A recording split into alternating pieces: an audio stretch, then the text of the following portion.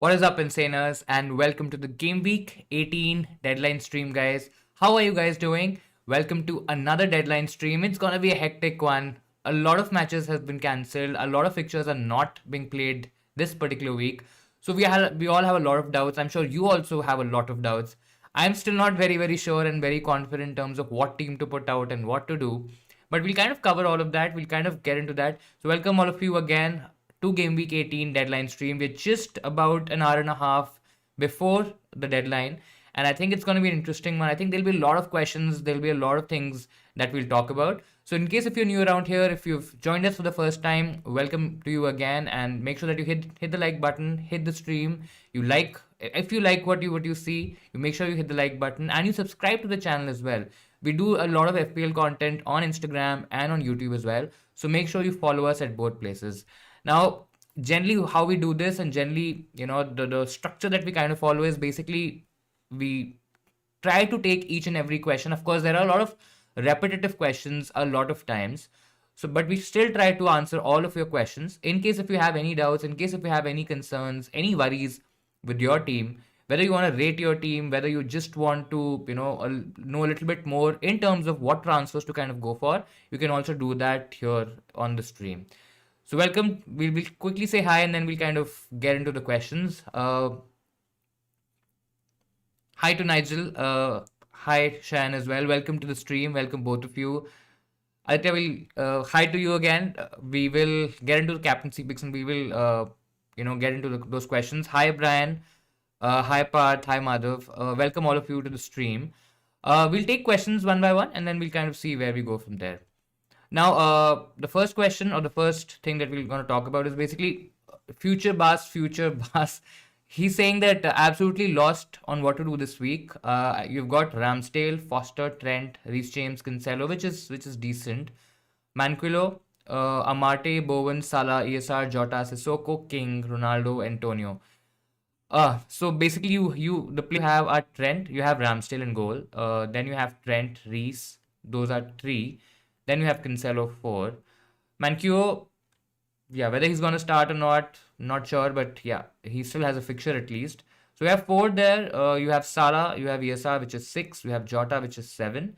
And then you have a bit of an issue. So I think this is, where a lot of people are also kind of thinking of free hit, and we'll also kind of deep dive into when and, when not to free hit this week. I think 7 is still not a cutoff. Again, there's no magic number to it. Or I cannot say that you should have 8 players or 5 players or 4 players. But I think in general, 7 is still okay, because I think a lot of people have players from Man United, have players from Spurs, have the West Ham double up as well, have players like Gallagher. So I think there will be a lot of people, there will be a lot of managers who will be missing out on a lot of players this particular week, right? Now, what that does is that kind of brings down the overall average. When I say overall average, is basically the average number of players playing every week. Now, when you slow down the average or when you lower down the average, of course, even if, let's say if you have lesser players, you're not really gonna get affected by it too much, because most of us have kind of similar players. It's a very template game right now, right? So 7 is still not bad. You can still make a couple of transfers. If you want to continue with Ronaldo, you should probably keep him and hope that the next game week happens and the next game happens. Now, in case if you don't want to keep Ronaldo, if you're okay taking out Ronaldo and probably not getting him in the near future, which is again the alternate strategy. You can absolutely do that. You can get someone like a Watkins in place of Ronaldo. That'll free up a lot of cash for you, which you can use to make upgrades in your midfield. So you can upgrade somebody like a Sissoko to a proper player. When I say a proper player, I mean, let's say like a Man City midfielder, because that's one thing that I don't see here. I don't see a Man City midfielder. So you probably get Gundogan if the budgets are low. If the other option is to basically go for a Foden if your budget allows. Rest, I feel it's fine. And even if you have 9 players, it's absolutely fine. And even if you take a hit for those 9 players, it's again absolutely fine. There is absolutely no point of changing your entire team for just 1 week, because the fixtures are only 5 this particular week. They might even get lesser at the moment. We don't know that. But there's absolutely no point of destroying your entire team for just 1 week. So think about the players you want to have long term. Think about the transfers that you want to make or the players you don't want long term. And then you just treat it as a regular week with 9 players or 10 players or whatever max you can have. Shan, I hope you're doing well too. I'm sure you would have a couple of questions. We'll get into that. Aditya, captaincy picks. So it's a bit tricky this week because a lot of people are saying that Salah is probably not the best captain option. Maybe in terms of pure performance, maybe not. But again, just take this with a pinch of salt, because the current form that Salah is in right now, I don't think so you can bet against Salah scoring. Yes, it's Tottenham. Yes, they've not played a competitive game for over 2 game weeks. We don't know what condition the Spurs players will be. We don't know what kind of lineup Conte is going to put out. The only thing that we kind of understood is that Reguilon is back, but that doesn't really show us the entire picture. We don't know if Kane and Son are going to play. So there are a lot of unknown variables when it comes to Spurs. We don't even know if the game's going to go ahead or not, right? Right now it is. Of course, as far as I read or I know, the latest is we have that the game is going to go ahead, but you never know. The game can still get cancelled. Now, of course, having said that, the safest captaincy option is still Salah. I think he's still is in good form. I think he can score against Tottenham as well, considering the form that he's in right now, right? If this was a different Salah who was not on this goal scoring run, who's just blanked once this season, I would have probably gone easily for a Man City attacker or some other players. But because he's in such great form, I think he's the safest option. And if you're worried about effective ownership, which is basically the combined ownership of all the players around you in and around your rank, in and around the top 10K, and the people who have triple captain him as well. So all of those factors combined, if you are concerned about that, then probably just don't do it. Don't go for what I mean is don't go for a differential option. Just go for Salah. I still feel he's safe. I still feel he's gonna do okay this week. I think having Salah, of course, it doesn't really give you any rank gains or rank boost. In case if you're catching up, in case if you really really want to go differential, which is also a good strategy at this moment in this week, you can go for Watkins. If you're targeting for a day one player, you can go for Watkins from Aston Villa. I think Burnley can concede a couple of goals. I think he can score a couple of goals as well. That's one option. The other option is to go for Emil Smith Rowe, who's also playing on day one. Now, the reason I'm saying this is because if you're targeting players or if you're targeting captains from day one, at least you're safe that those fixtures might not get cancelled. And I think the chances of them getting called off are a lot lesser than the fixtures on Sunday. I think that's a very, very important point. So these are the two captains that you can go for. In case if you want to go for a Man City player, I think Foden is definitely the best option, who has the maximum attacking upside. If you have Cancelo and if he's playing, I think he should play this week. I think because of the clean sheet potential, I think that's also a good option. I probably won't go as far as Gundogan or a Bernardo Silva, considering that Bernardo Silva might get rested just because of that and just because of the knock that he had last time. I know he's fit, but there's a chance that he might not start this one, right? So there are options that you can go for. I won't go for anyone from Chelsea, to be honest. I think Mason Mount is probably the only attacker that I can talk about. But again, Wolves is a strong defense, and I don't think so. They concede a lot of chances. They concede a lot of goals. So I think I probably won't go there. We'll take up the next one. Stick with Salah or go for Jota or Bernardo. Yeah, so I think as I mentioned, right, Salah is the safer one. Jota, I'm still not sure. Again, I don't think so that'll happen, but Jota can again be substituted early, or maybe he gets benched and Firmino starts because Firmino is back now. So we don't know that. So I probably won't go for a Jota or Bernardo. I think if these three are the options, I'll probably go with Salah. Nigel, you've shared your team. We'll quickly look at it. Ramsdale in goal, Trent, James, Alonso, Cancelo. Among midfielders, you have Jota, Bernardo, Gallagher, Salah. So you don't have Gallagher who's playing this week. Among forwards, you have Watkins and Dennis. Again, Dennis is not playing. Among the subs, you have Dallo, Gilmour, and King. None of whom are playing. You have two free transfers, 4 million in the bank. You're also saying you have 9 players for game week 18. Is it advisable to use both transfers or just one and save two for game week 19? So again, it depends on what you really want to do. Now, when I say that is basically if you are planning certain moves for the long term. Let's just take one example here. Let's say if you are planning to take out Gallagher, for example, and you are planning to get an Arsenal player, let's say a Saka or a ESR, and it's a long term move or long term play, then I think using this, and you have two free transfers, I think using this as one transfer and probably changing somebody else. Let's say if you want to change Bernardo Silva, if you want to get a Foden, for example, because you have money in the bank. In case if you want to upgrade one of Dennis or maybe King, I don't see a lot of options. Maybe Lacazette is a decent option to go for. I still feel there is a case to be made for only one transfer here. You still might not have a playing 11 because then you'll have Gallagher and Dennis both. Let's say if you use one transfer, you'll probably just take out one. Now, in case if you want Dennis and both King long term and you plan to play them long term, then I think you just save that one transfer, use that one transfer, take 10 players, which is absolutely fine, and then just move on and play the game week. That's absolutely fine. Considering what can happen in the next few game weeks, we don't know what can happen, right? The Premier League can get cancelled, more games can cancel. The teams that are playing this week might not play next week because of some COVID outbreak at their opponent's club or their own club. We don't know that. And I think as an FPL manager, as an FPL player, it's very, very difficult to predict that. It's just impossible to predict that. You can't predict COVID, right?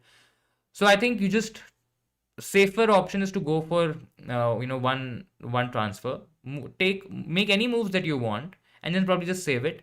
In case if you feel that you really want to go for a second player and you want to go for him in the longer term, and the player that you're taking out you don't want him, then I think just do it this week, get 11 players, and it's absolutely fine. I think both is absolutely fine, depends on what kind of players you're targeting here.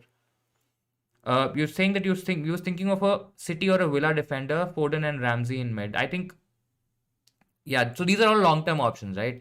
If you're thinking of a City defender, again with Cancelo, I probably won't double up with Diaz. I think there is better upside with a City attacker instead. So you probably get Foden and you probably get a Villa defender if that combination kind of works. Say, cheaper is Target. If you have the cash, then probably you go for cash. And I think that's a better route than the other way around. Then doubling on the City defense and then probably getting a Villa midfielder. I think that doesn't really sound right. Shan, your question is here. Your team with a -8 is James, Trent, Diaz, White, Salah, Jota, ESR, Saka. I know who to go for. Bernardo, Watkins, and Lacazette. Also, should I get in Foden for Bernardo, but it will be a -12 instead of a -8. So I know Bernardo. First of all, we'll just quickly address the first part of your question. You're taking you've taken a -8, I'm assuming. You're not sure about who to go for between ESR and Saka. Now, when you talk about recent performances, of course, Saka has been playing more minutes. He's more nailed. He's fit. He is quite essential. Even the last few game weeks, he has looked quite essential in the Arsenal's attacking lineup and in Arsenal's attack generally, without the likes of Aubameyang and without the likes of Emil Smith-Rowe. Now, having said that, Emil Smith-Rowe has still been the best attacker for me, at least in the Arsenal lineup, in their attack. I think he just gives a different perspective to the whole team, and I think the form that he's shown, that's a lot better than what Saka has shown. Now, when you talk about nailness and in terms of how many minutes can both these guys play, I think Saka is pretty much nailed. You probably don't take him out unless you have an injury or unless Saka has an injury. I don't think so. Arteta is going to take him out. On the other hand, Emil Smith Rowe is just recovering from a groin injury. He was on the bench for the last couple of games. Last game week he came on and then he scored. Before that he didn't come on and it was just a bench appearance. This week I generally feel that he can start. Whether that injury, is a bit too much for him to play 90 minutes, for him to probably start right now. Again, that's something that we don't know. That's all speculation. But in general, I think if you want to go safe, if you want to go really, really safe, you probably go with Saka, who's a lot more nailed at the moment. But in case if you are okay taking a slight bit of a risk, if you have a decent bench, probably again this week, I'm assuming the bench would be difficult. But in general, if you have a decent bench to play forward or to going forward, I think Emil Smith Rowe has better attacking potential. When I say better at attacking potential, I basically mean he has the chance to go higher in terms of FPL points. He can get those 15, 10, 15 pointer hauls. Whereas with Saka, we've not really seen that. In general, we've not really seen that, right? So I think Emil Smith Rowe, if you're okay taking a bit of a chance, if you're okay with him being bench, I think that should be fine. Otherwise, you just play safe and go Saka. Now, next part of your question is basically to change Foden for Bernardo. I know it's tempting to go for a Foden considering it's Newcastle and considering he might really score a big haul like a 10, 15 pointer, 20 pointer haul. But I probably won't do it for a hit. If this just was a free transfer, then I think it was fine. I think Bernardo Silva is not injured for sure. He's not going to miss out majority games. Considering the form that he's in right now, yes, Gundogan's back, yes, KDB is back, so that might take away some attacking impetus from him. But in general, I still feel Bernardo Silva is still a decent pick. I probably won't get Foden instead of Silva. I'll probably try to play both of them together. Maybe not this week, maybe next week, and try to take advantage of that attacking combination from City. I think when you look at it, you would feel that it's probably okay because Foden is going to give you 15, 20 pointers. If you feel that he's going to really smash it, then probably just go with it. But I generally feel taking you because you're already on a -8. I know -8 this week is still okay, but -12 is just a bit too much for me. If you're okay taking that hit and if you're okay taking that risk, consider you never know with Pep, right? At the end of the day, Bernardo might play and Foden just gets benched. Then what? Then what happens? Then you probably just be cursing yourself why you did that -4, right? So I think I wouldn't do it for a hit, but if you're okay taking that chance, if you're okay taking that risk, then go for it. We have your team. We'll quickly read it out. So you have Ramsdale, Cancelo, James, Trent, Reguilon, which is okay. You have Foden, Salah, Jota, which is fine as well. You have Watkins and Wilson, which is okay as well. You're planning to do Gallagher to ESR, should I take a hit to do Livramento to target and bench one of Reguilon and Wilson. I think Gallagher to ESR is absolutely fine. Again, ESR may not be too long term because Arsenal's fixtures in the long term are not that great, to be honest. They have Leeds, Norwich, which are two really good fixtures. Then they have Wolves, Man City, Tottenham. Those are three tough fixtures. Then they have Burnley, which is an easy fixture. Then they have Wolves, which is again a tricky one. So they're mixed fixtures. So I think I still feel that the likes of Emil Smith Rowe can definitely outscore the likes of Gallagher. I think Gallagher either gets a massive 10, 12, 13, 14, 15 pointer hauls, or probably he just blanks and gives you a couple of points or 3 points, right? And that really depends on whether he's playing deep, whether he's playing a lot more advanced. And I think with ESR, you know that you're going to get consistent attacking threat. You're going to get regular starts, regular minutes. If he's fine, if he's fit. So I think ESR looks like a pretty good move, to be honest. I think, you should absolutely do it. Should you take a hit to do Livramento to target in case if you plan to get target in your in your long term plans, because you already have Cancelo, James, Trent, Reguilon, right? That's a pretty heavy defense in terms of an investment. If you want to keep that cheap slot open for either Livramento, maybe some other players in the coming weeks, then probably don't do it. But again, if you plan to get target and get him for the longer term, then it's a decent move. But for me, it's just a little too much money invested in the defense. I'll probably still have that cheaper option or cheaper slot available. But again, it's not a bad move, to be honest. Target could get a clean sheet as well. I like Cash a little bit more considering that he's more attacking. When I say more attacking, he basically makes more attacking runs, and he has a lot more penalty touches as compared to Target, who slightly looked different in the last game. But I still feel Cash would have been the preferred move. In case if you, of course, I'm assuming that you might not have the budget for Cash, then I think Target is okay. Whether you take a hit, it's absolutely fine taking a hit this week, because a lot of people will be taking hits to, try to reach 7, 8, 9, 10, probably 11 players. They might even take -8s. We've already spoken to Shan, who's talking about a -12, and there'll be a lot of other people who will be taking crazy amount of hits, right? So taking one hit is absolutely okay. Benching one of Regulon Wilson, I think I'll probably bench Wilson, to be honest. I expect him to start, but I don't expect him to get anything from the game. And yeah, you probably just play target against Burnley, which is a better fixture as compared to Wilson against Newcastle, which could look tricky, right? Uh, Wilson against Man City, which could look tricky. I misspoke there, but I think it's fine. You go for the hit, you go for these two players, and you bench Wilson. That's absolutely okay. Who should I get? Lacazette or Mount or both for a hit? Would be able to field 11 players without a hit. So, Madhav, if you're able to field 11 players without a hit, then I don't think so there's any point of taking a hit.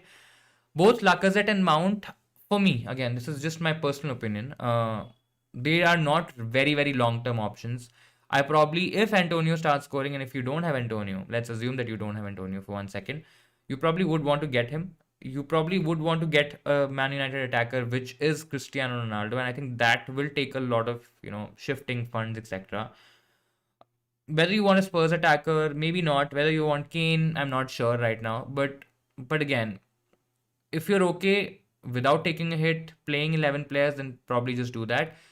Yes, you can go a little bit more attacking by getting Lacazette, which is going to be a differential. Who's going to be a differential this week? Mount, I personally don't see as a very, very long term option because Chelsea have some tricky games in a couple of game weeks. This week it's Wolves. It's not going to be that straightforward. Probably we're just because of how Chelsea is, right? We're probably thinking that they'll smash Wolves by 3-4 goals. I personally don't see a possibility. Might be a close 1-0, might be a 0-0 sort of a game. And maybe Mount scores, maybe he doesn't, but I think it's going to be a close one. Then it's Villa, which is probably a decent game right now. I think Gerrard's defensive statistics and his defensive performances have definitely been better than their attack. And I think Gerrard is going to, set them pretty sound for that particular game at Villa Park. Then they have Brighton, which could be a decent game. Then Liverpool, Man City, Tottenham, and then they have two blanks. So if you're planning to take a hit for a Mount and if you are just getting him for a week or two, I think probably it doesn't make any sense.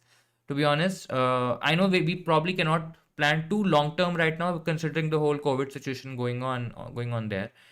But yeah, if you're okay fielding 11 players without taking a hit, probably just don't take a hit. It's fine. I think if I have to go for one of them, I think I'll probably get Lacazette instead because he represents decent differential value in an Arsenal attack, which is playing Leeds, which has a couple of decent games. And again, it could be a great differential, to be honest. Savio, hi bro. Hi to you as well. What's your name? Or that's a secret? No, that's not at all a secret. My name is Webhub. I just don't really use my name or just use it on this channel. I think it's always been Insanely Football from day one, from when I thought of the name, and I think it's just been that. And yeah, I just like to go with that rather than talking about myself or my name in general. Hey to you as well, Shivam. Welcome to the stream.